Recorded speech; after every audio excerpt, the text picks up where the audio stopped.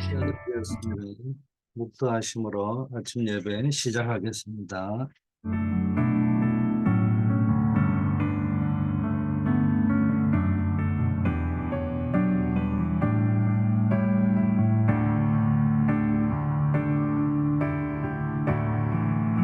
아버지 하나님, 오늘 하루도 주님과 함께하는 24 임마누엘의 축복이 넘치게 하옵소서.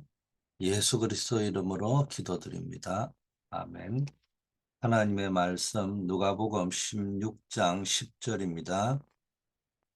지극히 작은 것에 충성된 자는 큰 것에도 충성되고 지극히 작은 것에 불의한 자는 큰 것에도 불의하니라.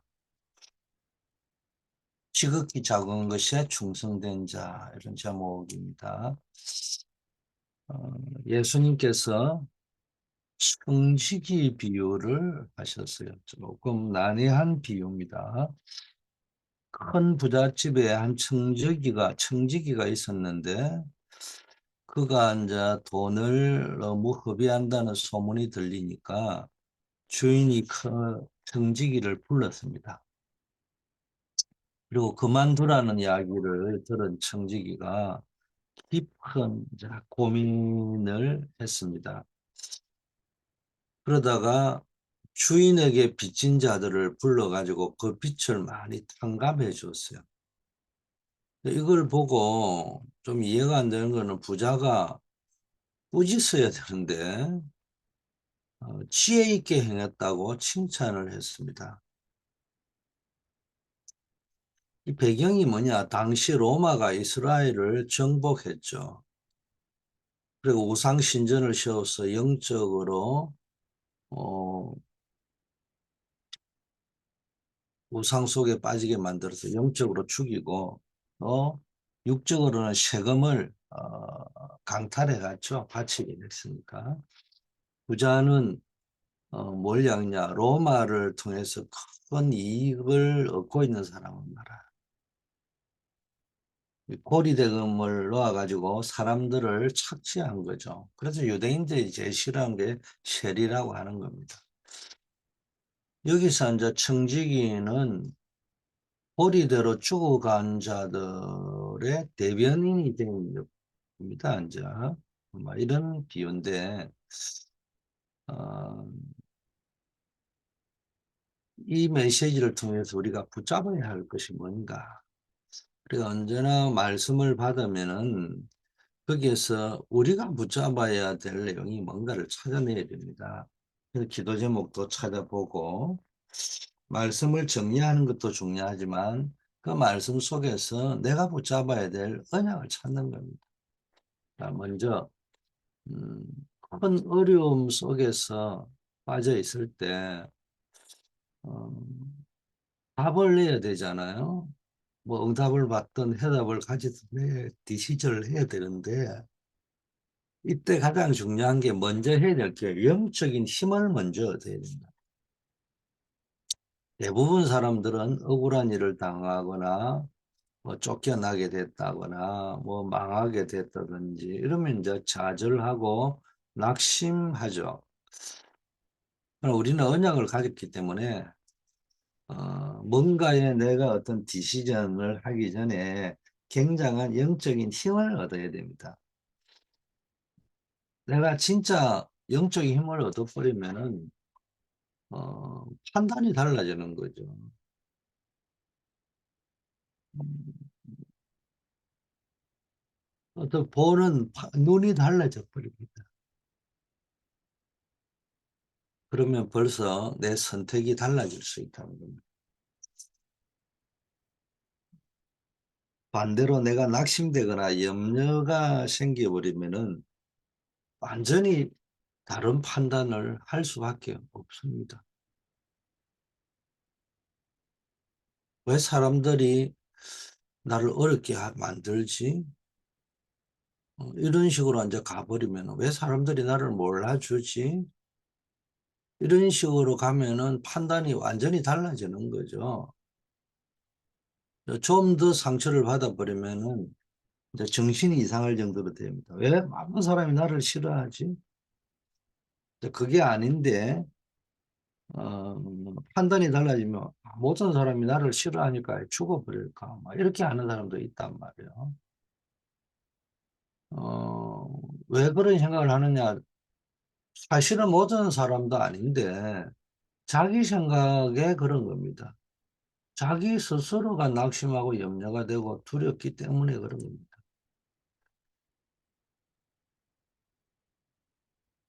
내가 아무 힘이 없는데 어떻게 합니까?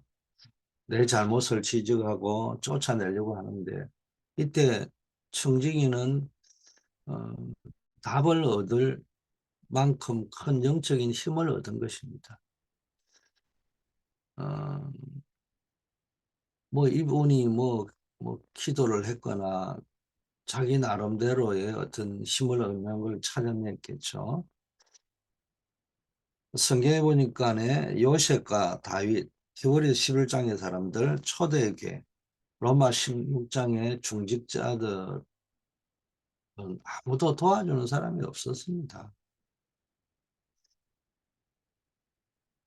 그러나 그들은 하나님이 주시는 영적인 힘을 얻었죠. 요셉은 언제나 하나님이 함께하는 거기서 힘을 얻었어요. 다윗은 여호와는 나의 목자시다. 내가 부족함이 없다. 나의 힘이 되신 여호와여 내가 주를 사랑합니다. 여호와는 나의 바위입니다. 요새입니다. 산성입니다. 피난처입니다. 나의 왕입니다. 뭐 이런 표현이 나오잖아요. 영적인 힘이 있으니까 그 다음에 따라오는 거는 당연히 다른 것들이 따라올 수밖에 없죠. 그래서 오늘의 현실도 중요하지만 그 현실 문제를 해결하고 그 현실 문제를 보는 것도 중요하지만 영적인 힘을 얻어야 됩니다. 내가 절망이 올 수밖에 없는 그런 상황도 중요하겠죠. 내가 아무것도 없고 나땡이고 아무도 도울 수 없는 노바디 상태가 되었다 할 때 이것도 뭐 굉장히 중요한 거지만 더 중요한 건 내가 영적인 힘을 얻는 게 중요합니다. 성경에 나오는 렘넌트 7명은 전부 다 그랬습니다. 믿음의 영웅들, 히브리서 11장에 나오는 사람들 다 그랬습니다. 초대교회들, 로마서 16장의 사람들 아무도 도와주지 않다. 아니 못 도와주죠. 이 사람들의 영적인 힘이 있는 겁니다. 자, 여기에서 이제 뭡니까? 로마서 16장에 이제 제자들이 많이 나왔는데 이 사람들이 로마를 세계를 바꿔버렸단 말이에요. 그래서 제일 중요한 게 내가 먼저 절망이다, 좌절이다, 나띵이다, 노바디다. 뭐 사실 요셉이 형들에게 팔렸다. 억울하게 노예로 갔다. 뭐 얼마나 힘들겠어요. 왜 신앙생활 합니까? 우리에게도 그런 일이 일어날 수 있기 때문에 신앙생활을 하는 거 아니겠습니까? 뭘 믿는 거예요? 그런 경우에서라도 하나님이 나와 함께 하신다. 하늘 보좌의 권능으로 함께 하신다. 이 힘을 먼저 얻어야 됩니다. 영적인 힘을 얻고 나면은 영적인 지혜가 나오게 되는 겁니다. 영적인 지혜, 살리는 지혜가 나옵니다.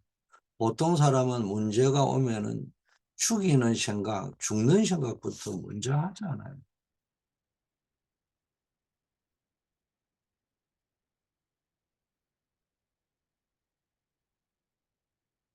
그러나 영적인 힘을 얻은 사람에게는 이 청지기 같은 사람 보세요. 영적 지혜, 살리는 지혜가 나오는 겁니다. 청지기는 주인이 폭력을 위해서 힘을 가지고, 자기가 가지고 있는 이 폭력, 권력,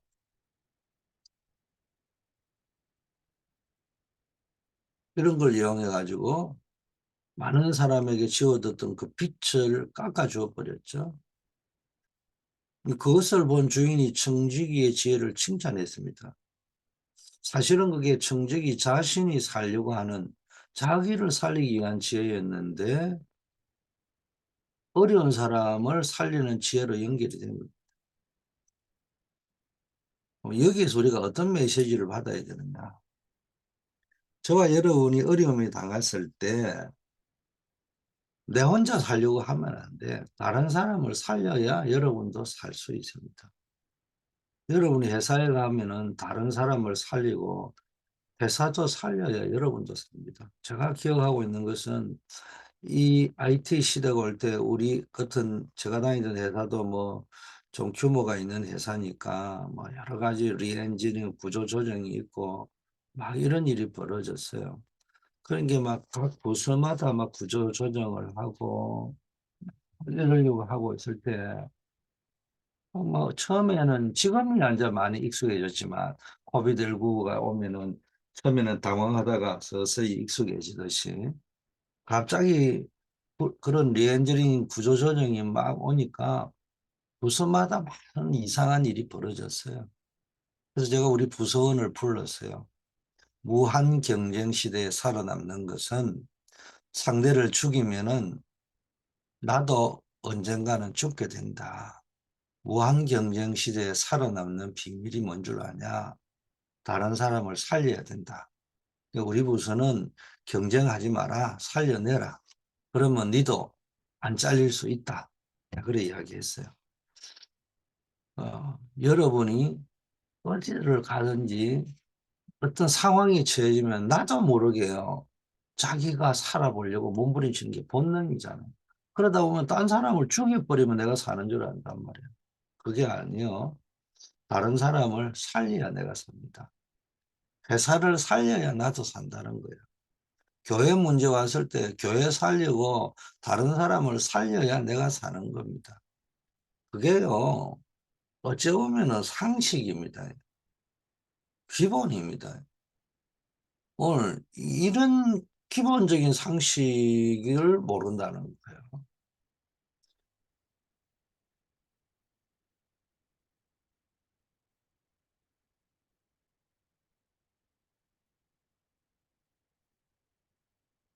오늘 청지기가 쫓겨나게 됐잖아요. 그런데 오히려 주인에게 칭찬을 받고 많은 어려운 사람이 살아나고 뭐 이런 일이 벌어졌었습니다. 이게 왜 그랬습니까? 그게 살리려고 하니까. 내가 살려고 하는데 나만 사는 것이 아니고 정말 다른 사람을 살립니다. 이런 영적인 힘을 얻으니까 영적 지혜가 딱 나오는 겁니다. 결국은 옛날에 또 어르신들이 할 때 그런 말이 있습니다. 성경에도 남을 대접하라고 이야기했잖아요. 그래서 늘 이웃을 대접하고 이러는 사람은요, 뭐든 내도 살고 후대까지 삽니다. 내 거밖에 모르고 내 거만 챙겨 먹으려고 하는 사람은요, 나도 어려움 오고요, 후대까지 어려움 옵니다. 항상 더불어 함께 갈 수 있어요. 자, 이때부터 이제 영적인 힘을 얻고 영적인 지혜가 생기면 이때부터 하나님의 말씀이 오기 시작하는 거예요. 말씀이 성취되기 시작합니다. 지극히 작은 일에 충성된 것처럼 보이지만 그게 사람을 살리는 굉장히 큰 일을 한 겁니다.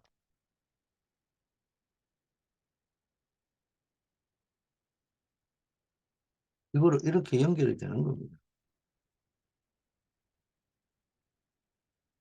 지극히 작은 자에게 작은 것에 충성된 자는 작은 것이 지극히 작은 것에 충성, 큰 것에 충성되고 지극히 작은 것에 불의한 자는 큰 것에도 불의하다 이래요.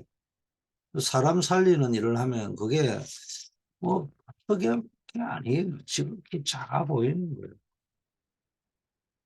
그게 하나님께 칭찬받고 쓰임받고 응답받는 길이 되는 겁니다. 어려움 당하는 사람이나 상처받은 자를 찾아가서 도와주면은 그들은 영원히 그 일을 잊지 못하죠. 그래서 불의한 재물로 친구를 사귀라. 이 말은 막 불의하게 막 돈을 버리고 사기치가 버린 재물로 친구를 사귀라. 이런 말이 아니고요. 재물 자체가 의가 없잖아요. 불이한 돈으로 번 돈으로 친구 사귀란 말이 아닙니다. 돈과 물질 자체는 의가 아니라는 말입니다. 그래서 그 의가 아닌 물질 돈은 그 자체가 뭐 그냥 돈이죠. 물질 자체지만 그걸 가지고 친구를 사귈 때 그가 너희를 영원한 곳에 영원히 영접할 것이다. 아무 의도 없는 재물이지만 이거 가지고 사람을 살리면은 그 사람은 영원히 너를 잊지 못한다는 그 말입니다. 어려운 당하는 사람에게 여러분이 진심으로 조금만 도와줘도요, 그걸 영원히 잊지 못합니다. 상처받은 자의 그 상처를 조금만 보듬어 주면은 영원히 잊지 못하는 겁니다. 그러나 잘못된 자라고 해서 그 가슴에 못을 박으면은 그 사람은 영원히 또 그걸 잊지 않습니다. 지금 예수님이 우리 인생에 살아가는 굉장한 것을 비밀을 가르치는 겁니다. 예수님께서 하시는 이 말씀 굉장히 중요한 말씀입니다. 우리가 여기서 중요하게 생각하면 큰 답을 얻을 수 있습니다. 근데 바리새인들의 특징은요, 지금 자기들 보고 하는 말을 못 알아들은 겁니다.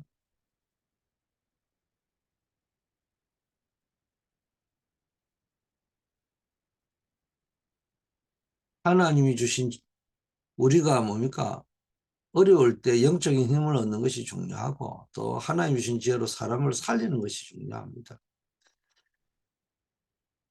예수님이 주신 메시지가 작은 일에 충성된 자는 큰 일에도 충성되다. 작은 일에 불의한 자는 큰 일에도 불의하다. 왜 그랬습니까? 너가 한 그것이 지극히 작은 일로 보이지만 그건 지극히 큰 일이다. 그래서 예수님이 칭찬하면서 하신 말씀입니다. 오늘 성경에 나오는 청지기는 어려운 사람에게 찾아가서 자기가 할 수 있는 그 권한, 불의한 돈, 직거도 아니죠.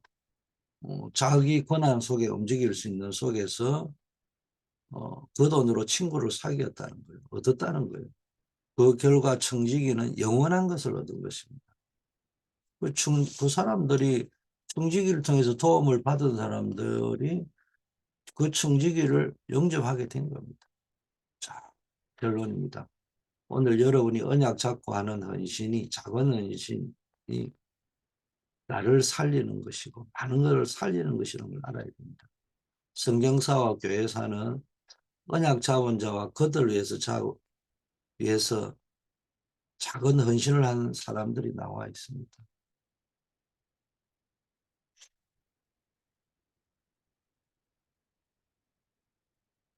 여러분이 정말로 언약을 잡고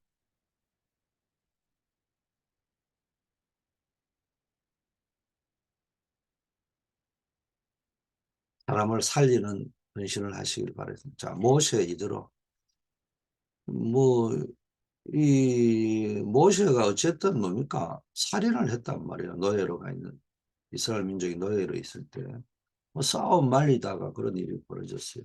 미디안으로 도망갔는데 이드로를 만났잖아요.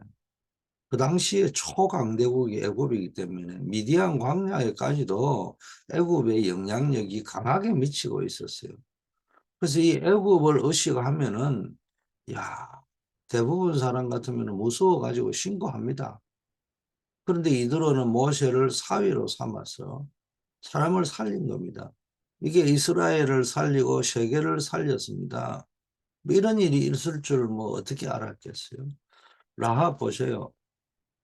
정탐꾼이 그 나라의 가나안 땅으로 기준으로 하면 스파이 간첩이 들어왔잖아요. 숨어가지고.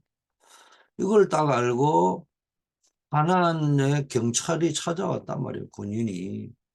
이게 원칙대로 한다면은 신고해야 맞는 거죠. 근데 라합은 그들을 숨겨두고 거짓말을 했습니다. 두 정탐꾼을 살려준 겁니다.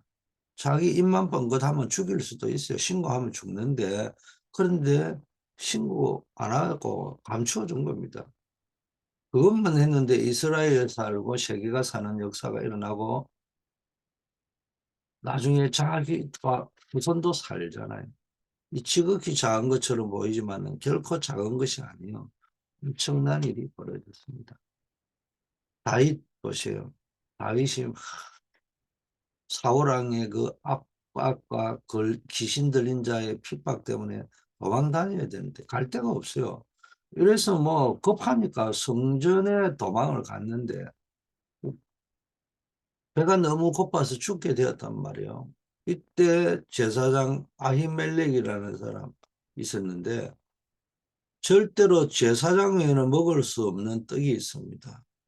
뭐 이거를 다윗이 달라고 합니다. 억지를 좀 부리죠. 논리를 개변을 약간 써서 뭐 예를 들면은 이 떡이 벌써 상에 올라간 지 며칠이 지났지 않냐. 그래 율법이야 하면은 이미 식었기도 하고 뭐 새로운 떡이 올라올 거 아니냐.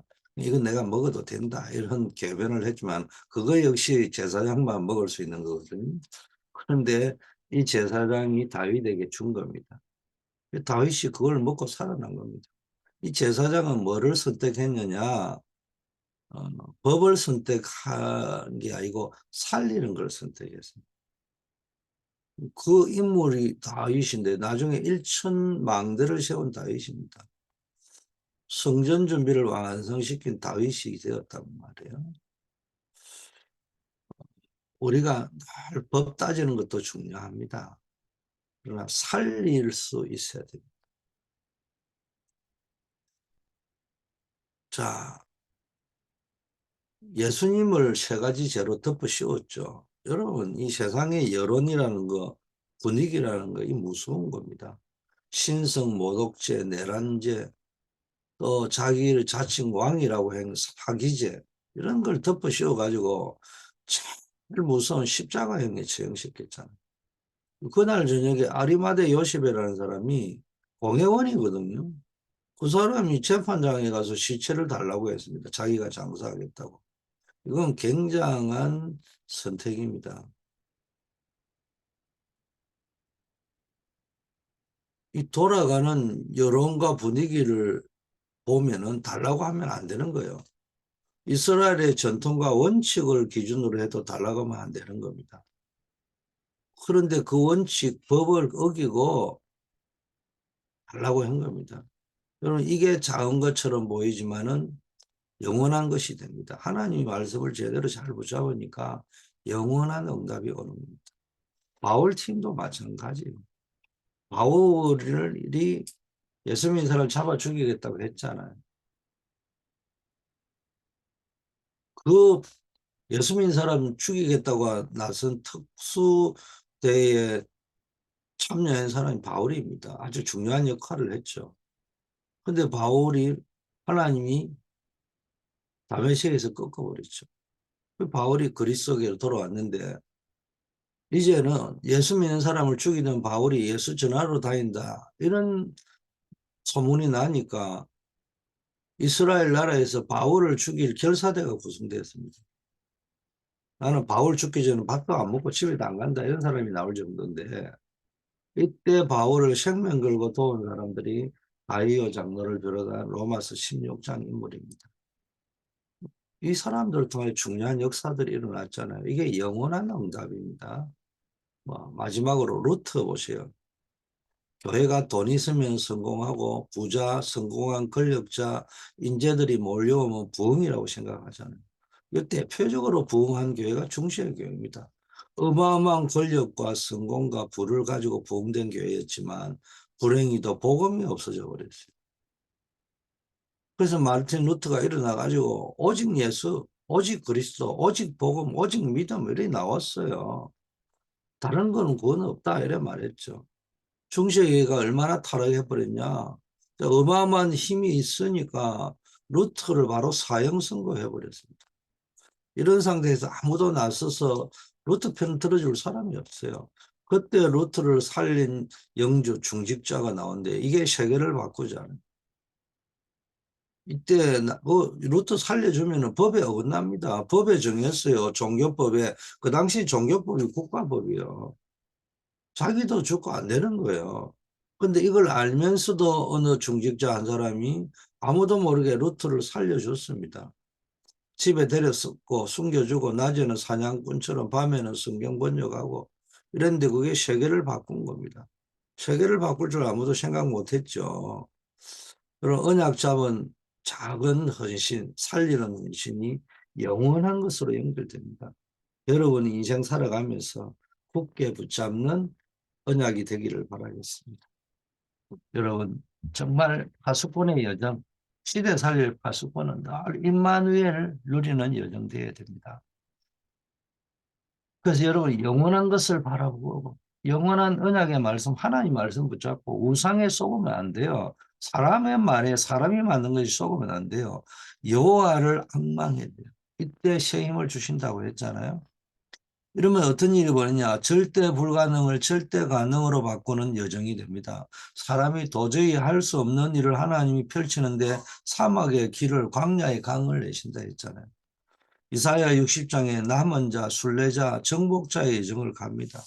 여호와의 영광이 너 위에 있다. 복음 누리는 여정이라.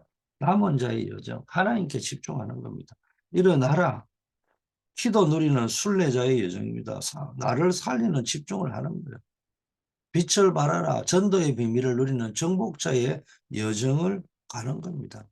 세상 살리는 집중을 하는 겁니다.